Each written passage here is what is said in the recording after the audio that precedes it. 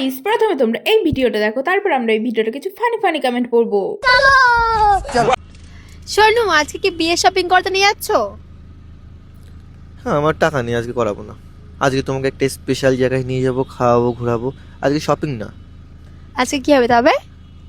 কেন, বিয়ের আগে শুধু শপিংই করা যায়, আর কিছু নেই?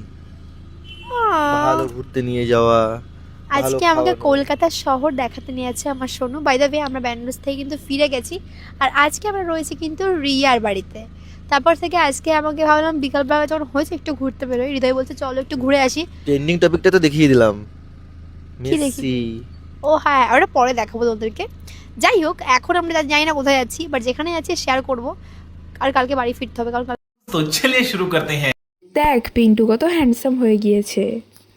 रुको जरा सबर करो। এই ছেলেটা তাকানোটা কেমন যেন লাগে, আই মিন ব্যাড লুক।